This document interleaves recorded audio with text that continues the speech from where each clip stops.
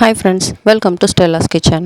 இன்றைக்கி நம்ம கிச்சனில் ஒரு சூப்பரான பிரேக்ஃபாஸ்ட் அண்ட் டின்னர் ரெசிபி தான் பார்க்க போகிறோம். நீர் தோசையும் அதுக்கு சைட் டிஷ்ஷாக பன்னீர் புளிமஞ்சியும் எப்படி பண்ணுறதுன்னு பார்க்க போகிறோம். நீர் தோசையும் பன்னீர் புளிமஞ்சியும் கர்நாடகாவில் இருக்கிற மங்களூரோட ரொம்ப ஃபேமஸான டிஷ். வீடியோ பார்க்குறதுக்கு முன்னாடி நீங்கள் இன்னும் ஸ்டெல்லாஸ் கிச்சன் சேனலை சப்ஸ்கிரைப் பண்ணலன்னா சப்ஸ்கிரைப் பண்ணிக்கோங்க. இனி இந்த டிஷ் எப்படி பண்ணுறதுன்னு பார்க்கலாம். ஃபஸ்ட்டு நீர் தோசைக்கு அரிசி ஊற வச்சுக்கலாம். ஒரு கப்பு பச்சை அரிசி எடுத்துருக்கிறேன். இதை நல்லா கழுவிட்டு 4லேருந்து 5 மணி நேரம் ஊற வச்சிடலாம், அல்லது ஓவர் நைட் கூட ஊற வச்சு எடுத்துக்கலாம். இப்போது 5 மணி நேரத்துக்கு அப்புறமா இது ஒரு மிக்சர் ஜாருக்கு மாற்றிட்டு நல்ல ஒரு ஃபைன் பேஸ்ட்டாக அரைச்சி எடுத்துக்கலாம். அரிசி அரைக்கும்போது இது கூட ஒரு கப் அரிசிக்கு ஒரு பாதி கப் அளவு துருவின தேங்காய் சேர்த்துக்கணும். இப்போது இதை நல்லா ஃபைன் பேஸ்ட்டாக அரைச்சிட்டு ஒரு மிக்சிங் பவுலுக்கு மாற்றிக்கலாம். இனி தேவையான அளவு தண்ணி ஆட் பண்ணிக்கலாம். நீர் தோசைக்கு மாவு நல்லா தண்ணியாக இருக்கணும். இந்த மாவை நம்ம புளிக்க வைக்க போகிறதில்ல, அதனால் மாவு கட்டியாக இருந்ததுன்னா தோசை காஞ்ச மாதிரி இருக்கும். இது கூடவே தேவையான அளவு உப்பு சேர்த்து மாவை நல்லா கலந்து விட்டுக்கலாம். அடுத்து இதுக்கு சைட் டிஷ் பன்னீர் புளிமஞ்சி எப்படி பண்ணுறதுன்னு பார்க்கலாம். பன்னீர் புளிமஞ்சி பண்ணுறதுக்காக ஒரு பேனில் 1 டேபிள் ஸ்பூன் அளவு தனியா, 1 டீஸ்பூன் ஜீரகம், 1/4 டீஸ்பூன் வெந்தயம், 1 டேபிள் ஸ்பூன் மிளகு, 6லேருந்து 8 காஷ்மீரி மிளகாய் சேர்த்து ஒரு 2 நிமிஷம் வறுத்து விட்டுக்கலாம். காஷ்மீரி மிளகாய் கலருக்காக இங்கே ஆட் பண்ணியிருக்கிறேன். காஷ்மீரி மிளகாய் இல்லைன்னா எப்பவும் யூஸ் பண்ணுற காஞ்ச மிளகாய் 4 அல்லது 5 யூஸ் பண்ணிக்கோங்க. இந்த காஷ்மீரி மிளகாய் காரம் கம்மியாக இருக்கிறதுனால 6லேருந்து 8 யூஸ் பண்ணிக்கிறோம். இனி இது ஆறுனதுக்கு அப்புறமா ஒரு மிக்சர் ஜாருக்கு மாற்றிட்டு கொஞ்சம் கொரப்பாக அரைச்சி எடுத்துக்கலாம். இனி இது கூடவே ஒரு மீடியம் சைஸ் வெங்காயம் ஆட் பண்ணிக்கலாம். அடுத்து ஒரு சின்ன எலுமிச்சம்பழம் சைஸ் அளவு புளி ஆட் பண்ணிக்கலாம். கூடவே 1/4 டீஸ்பூன் அளவு மஞ்சள் தூள் சேர்த்து தேவையான அளவு தண்ணி சேர்த்து இதை நல்ல ஒரு ஃபைன் பேஸ்ட்டாக அரைச்சி எடுத்துக்கணும். அடுத்து ஒரு கடாயில் 1 டேபிள் ஸ்பூன் அளவு எண்ணெய் ஆட் பண்ணிக்கலாம். எண்ணெய் சூடானதும் ஒரு மீடியம் சைஸ் வெங்காயம் பொடிசாக கட் பண்ணது சேர்த்துக்கலாம். வெங்காயம் கலர் மாறி வர்ற வரைக்கும் இதை நல்லா வதக்கி விட்டுக்கணும். வெங்காயம் நல்லா வதங்கினதுக்கப்புறமா 1 டீஸ்பூன் இஞ்சி பூண்டு விழுது சேர்த்துக்கலாம். இஞ்சி பூண்டோட பச்சை வாடை போகிற வரைக்கும் இதை நல்லா வதக்கி விட்டுக்கணும். அடுத்து இது கூட ஒரு பெரிய சைஸ் தக்காளி நீல வாக்கில் கட் பண்ணது சேர்த்து தக்காளி நல்லா மசிகிற வரைக்கும் வதக்கி விட்டுக்கணும். தக்காளி நல்லா மசிஞ்சதுக்கப்புறமா நம்ம அரைச்சி வச்சுருக்கிற மசாலாவையும் இது கூட ஆட் பண்ணிக்கலாம்.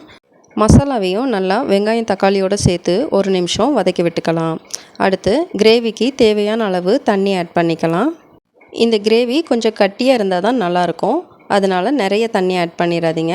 1 கப் அளவு தண்ணி மட்டும் ஆட் பண்ணிவிட்டு தேவையான அளவு உப்பு சேர்த்து நல்லா கலந்து விட்டுக்கலாம். இனி இது ஒரு மூடி போட்டு மிதமான தீயில் ஒரு 10 நிமிஷம் கொதிக்க விடலாம். அடுத்து இதுக்கு தேவையான பன்னீர் ரெடி பண்ணிக்கலாம். ஒரு பேனில் 2 டேபிள் ஸ்பூன் எண்ணெய் எடுத்துக்கலாம். எண்ணெய் சூடானதும் 1 டீஸ்பூன் மிளகாய்த்தூள், பன்னீருக்கு தேவையான அளவு உப்பு சேர்த்து இந்த எண்ணெயோடு ஒரு தடவை மிக்ஸ் பண்ணி விட்டுக்கலாம். இனி பன்னீர் ஆட் பண்ணலாம். இந்த கிரேவி பண்ணுறதுக்காக 200 கிராம் அளவு பன்னீர் எடுத்துருக்கிறேன். இதை பேனில் சேர்த்துட்டு மசாலாவோடு நல்லா மிக்ஸ் பண்ணி விடணும். இது ஒரு 2லேருந்து 3 நிமிஷம் 2 பக்கமும் திருப்பி போட்டு வேக வச்சு எடுத்துக்கலாம். பன்னீர் வேகிறதுக்கு 5 நிமிஷம் போதுமானது. இதுக்கப்புறமா இதை கிரேவிலையும் சேர்த்து 2 நிமிஷம் வேக விடணும். ரொம்ப நேரம் குக் பண்ணோம்னா பன்னீரோட டேஸ்ட்டு சாப்பிட்றதுக்கு ரப்பர் மாதிரி ஆகிடும். 3 நிமிஷத்துக்கு அப்புறமா இதை ரெடி பண்ணிகிட்ருக்கிற கிரேவியோடு ஆட் பண்ணிக்கலாம். கிரேவி இது மாதிரி கொஞ்சம் கெட்டியாகி வரும்போது வதக்கி வச்சுருக்கிற பன்னீர் ஆட் பண்ணிக்கலாம். கூடவே கொஞ்சம் கருவேப்பிலை, 1 டேபிள் ஸ்பூன் அளவு துருவின வெல்லம் ஆட் பண்ணிக்கலாம். வெல்லம் ஆப்ஷனல் தான், இது கொஞ்சம் புளிப்பு சுவையாக பேலன்ஸ் பண்ணி தரும். பொதுவாகவே கர்நாடகா டிஷ்ஷஸ் எல்லாத்துலேயுமே வெல்லம் சேர்த்து செய்வாங்க. பன்னீர் சேர்த்ததுக்கப்புறமா ஒரு 2 நிமிஷம் மட்டும் கிரேவியை கொதிக்க விட்டு ஸ்டவ் ஆஃப் பண்ணிடலாம். இனி தோசை சுட ஆரம்பிக்கலாம். மாவை நல்லா கலக்கி விட்டுட்டு ரவை தோசை ஊற்றுற மாதிரி கல்லில் ஊற்றி எடுத்துக்கலாம். மாவு ஊற்றும்போது கல் நல்லா சூடாக இருக்கணும், அப்போ தான் தோசை நல்லா வெந்து சாஃப்டாக வரும். இனி இது மேலே கொஞ்சம் எண்ணெய் ஆட் பண்ணிக்கலாம். இந்த தோசையை திருப்பி போட தேவையில்லை. தோசை நல்லா வெந்ததுக்கப்புறமா இது மாதிரி மெதுவாக எடுத்து வேறு பிளேட்டுக்கு மாற்றிக்கலாம்.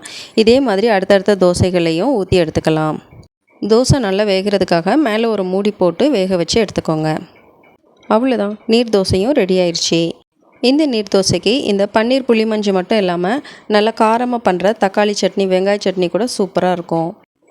நீர் தோசை எவ்வளோ சாஃப்டாக வந்திருக்கு பார்த்தீங்களா? இதே மாதிரி அளவுகளோடு நீங்களும் வீட்டில் ட்ரை பண்ணி பாருங்கள். பன்னீர் புளிமஞ்சி ரெசிப்பிலேயே பன்னீருக்கு பதிலாக நம்ம ப்ரான்ஸ் அல்லது சிக்கன் கூட ஆட் பண்ணி செய்யலாம். அதுவும் ரொம்ப டேஸ்டியாக இருக்கும். இன்றைக்கி பண்ண இந்த 2 ரெசிபியும் உங்களுக்கு பிடிச்சிருந்தனா லைக் பண்ணி கமெண்ட் பண்ணுங்கள். உங்கள் ஃப்ரெண்ட்ஸ் கூடயும் ஷேர் பண்ணுங்கள். மறக்காமல் ஸ்டெல்லாஸ் கிச்சன் சேனலை சப்ஸ்கிரைப் பண்ணுங்கள். தேங்க்ஸ் ஃபார் வாட்சிங்.